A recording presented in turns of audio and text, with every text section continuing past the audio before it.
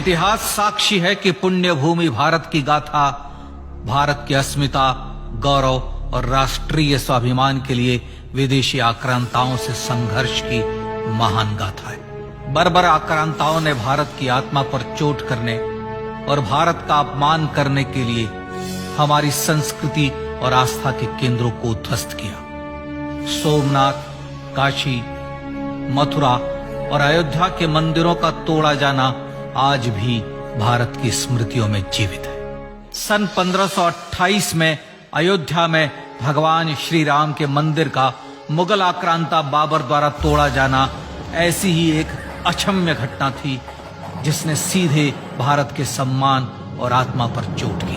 कारण साफ था, अयोध्या के श्री राम के मंदिर पर आक्रमण भारत की आत्मा पर आक्रमण था। जहां हर भारतीय के रोम रोम में राम बसते हैं, वह भारत यह अपमान कैसे सहता। राम मंदिर पर आक्रमण भारत को आहत कर गया था। विदेशी हमलावर अपनी बर्बरता दिखाते गए और भारत अपने आत्मगौरव को फिर से पाने के लिए संघर्ष करता रहा। भारत रामलला के जन्म स्थान पर बाबर के नाम पर बने एक ढांचे को देखता और उसे हटाने का संकल्प लेकर शक्ति संजोया करता। हिंदू समाज आत्मसम्मान के रण में डटा रहा और लगातार हमलावरों द्वारा बनाए गए बाबरी ढांचे को हटाने के लिए लड़ता रहा। सरयू कई बार रक्त से लाल हुई। कभी स्थानीय शासकों ने तो कभी साधु संतों और राम भक्तों ने राम जन्मभूमि की मुक्ति के लिए अपने प्राणों की आहुति दी। 74 बार युद्ध हुए। हम कुछ मोर्चे हारे, पर रण जीतने का संकल्प कभी कम नहीं हुआ। हिंदू समाज तलवारों से रक्त रंजित हुआ, पर उसने हार नहीं मानी। उसका संकल्प अजेय था।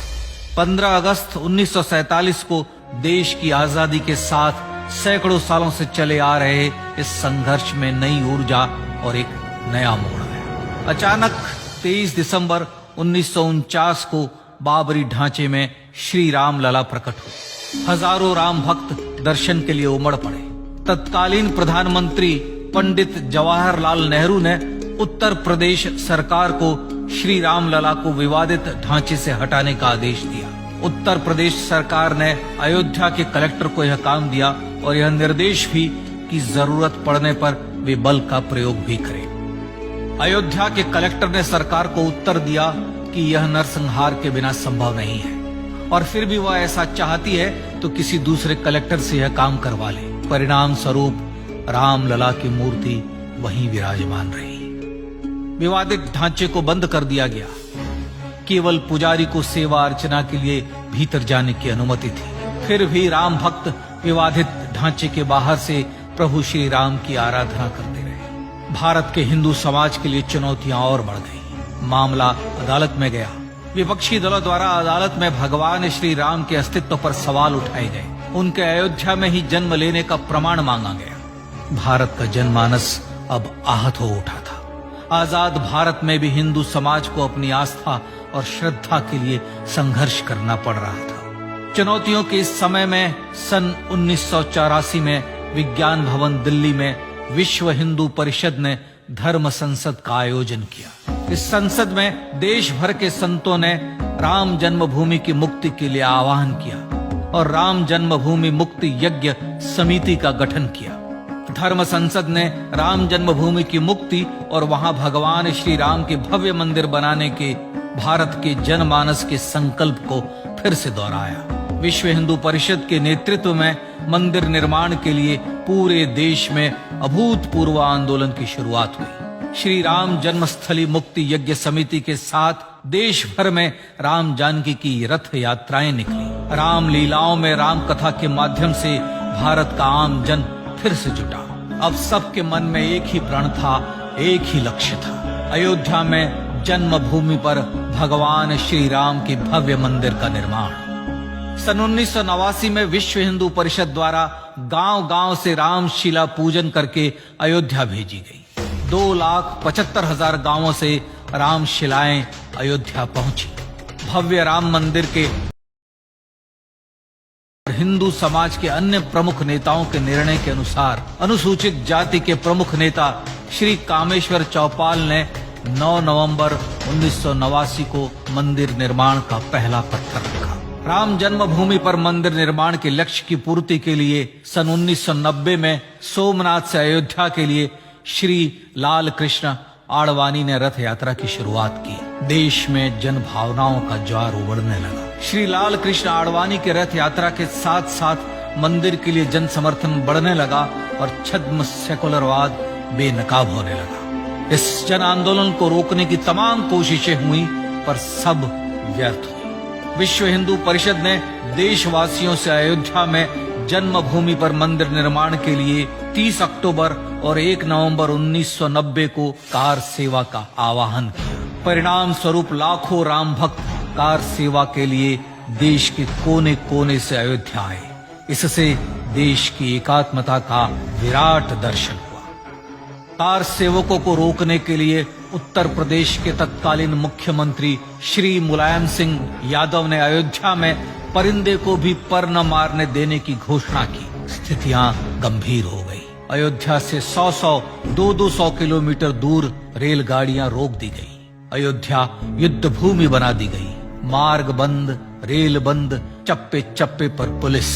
अयोध्या सैनिक छावनी में बदल गई। राम नाम पर ऐसी पाबंदी कि अर्थी ले जा रहे लोगों तक को रोका गया क्योंकि वे राम नाम सत्य कह रहे थे। लेकिन सैकड़ों किलोमीटर की यात्रा कर कार सेवक अयोध्या पहुंचने लगे। राम के गीत गाते, होठों पर हंसी और पांव में छाले लिए राम काज के लिए राम भक्त देश विदेश से अयोध्या पहुंच ही गए। कार सेवकों पर गोलियां चली। अनेक कार सेवक शहीद हुए। आजाद भारत में जन्मभूमि पर राम मंदिर के लिए कार सेवकों ने फिर एक बार अपना बलिदान दिया, पर कार सेवकों ने विवादित ढांचे पर भगवा फहरा ही दिया और इस तरह कार सेवा सफल हुई। श्री राम जन्मभूमि आंदोलन ने भारत की सुप्त आत्मा को झकझोर कर जगा दिया। विश्व हिंदू परिषद ने फिर एक बार 6 दिसंबर 1992 को कार सेवा का आह्वान किया। राम भक्तों को कार सेवा करने देने के लिए अदालत में प्रार्थना की गई, पर अदालत ने कोई निर्णय नहीं दिया। परिणाम स्वरूप बौद्ध, जैन, सिख, स्वामीनारायण संप्रदाय, गायत्री परिवार, हर पंथ मत विचार के हिंदू एकत्र हो गए। छूत अछूत का भेद मिटा, जाति की पहचान मिटी। हम सब हिंदू, हम सब सिंधु बन गए। राम सिंधु में ज्वार उठा और देखते ही देखते 6 दिसंबर 1992 को श्री राम जन्मभूमि से बाबरी ढांचा सदा के लिए हट गया।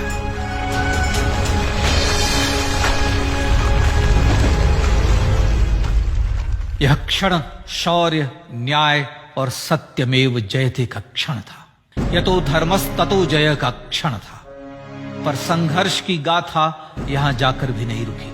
छद्म सेकुलरवादियों द्वारा भारत और भगवान श्री राम के इतिहास को झुठलाने के लिए अदालतों में चुनौतियों का सिलसिला चलता रहा, जो 1950 से चल रहा था। हिंदू सिखों के बीच से गुजरते हुए भगवान श्री राम का दर्शन करने के लिए विवश थे। यह स्थिति थी आजाद भारत में श्री राम और राम भक्तों की। पर सत्य को तो जीतना ही था।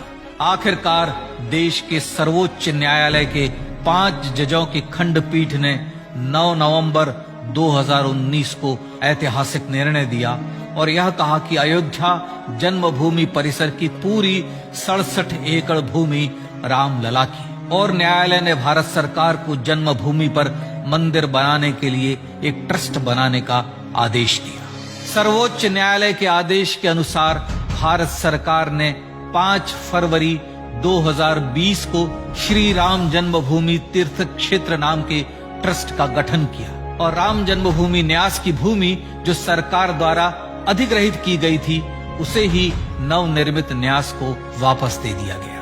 5 अगस्त 2020 को भारत के प्रधानमंत्री श्री नरेंद्र मोदी ने श्री राम जन्मभूमि तीर्थ क्षेत्र के अध्यक्ष पूज्य महंत नृत्य गोपाल दास, राष्ट्रीय स्वयंसेवक संघ के पूज्य सरसंघ चालक डॉक्टर मोहन भागवत एवं उत्तर प्रदेश के मुख्यमंत्री श्री योगी आदित्यनाथ की उपस्थिति में श्री राम जन्मभूमि पर भगवान श्री राम के भव्य मंदिर के लिए भूमि पूजन कर निर्माण कार्य का शुभारंभ किया। इस तरह लगभग 500 वर्षों से राम जन्मभूमि की मुक्ति के संघर्ष का पटाक्षेप हुआ। अपने आत्मसम्मान और राष्ट्रीय अस्मिता के लिए इतना लंबा संघर्ष विश्व के इतिहास में बेजोड़ है। श्री राम भारत की आत्मा, भारत की परिभाषा, हमारे राष्ट्रीय आदर्शों और जीवन मूल्यों के प्रतिनिधि मर्यादा पुरुषोत्तम हैं, जो हर हिंदू के होठों पर जन्म से मृत्यु तक रहे। बस यही हर हृदय में प्रार्थना होती है।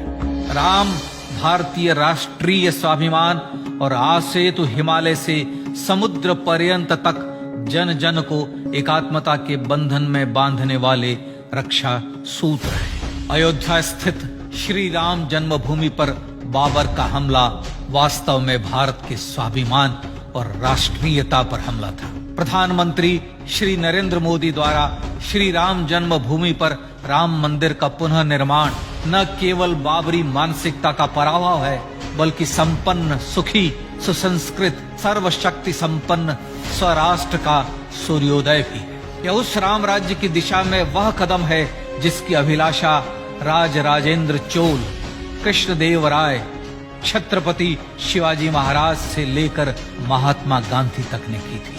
अयोध्या में जन्मभूमि पर भगवान श्री राम का मंदिर न सिर्फ राष्ट्रीय गौरव होगा, बल्कि वह श्री राम के आदर्शों का राष्ट्र मंदिर होगा। अब वह महान संकल्प पूरा होने जा रहा है। आइए इस राम यज्ञ, राष्ट्र यज्ञ में जिन ज्ञात और अज्ञात भारतीयों ने अपनी आत्माहुति दी है, उनका पुण्य स्मरण कर उन्हें श्रद्धांजलि दी।